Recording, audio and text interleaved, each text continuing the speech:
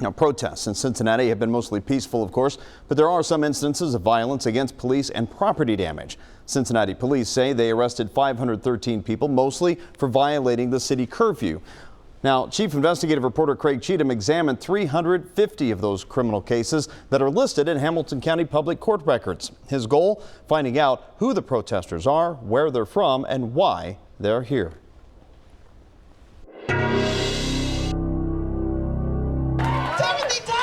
Thousands of people have peacefully protested police brutality at gatherings throughout the Cincinnati area. But police say some people turned violent during protests, throwing tear gas back at officers, firing shots at police, destroying property, and looting. The WCPO-9 I-Team reviewed the criminal cases filed in Hamilton County against 350 people who were arrested during protests from May 30th through June 2nd, the most intense period so far. About 90% of those criminal charges were for violating the city of Cincinnati's curfew. It's really important to me because, one, I'm fighting for people who look like me. I'm fighting for my children, my children's children. Nature Brooks, a 22-year-old Cincinnati resident and Wright State University student, is one of those people arrested for violating the curfew.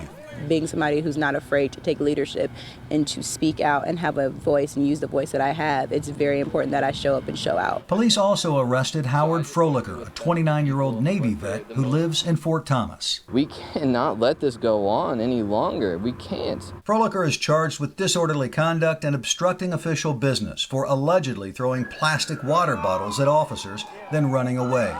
Frolicker told us he tossed the plastic bottles to other protesters who had just been maced by police. I was never engaged with police officers at all. We tried to get away from the police. Frolicker and Brooks reflect the diversity the I-Team discovered in the court cases we reviewed. The I-Team used the data to create maps showing protesters traveled from all parts of the metro area to protest in Cincinnati.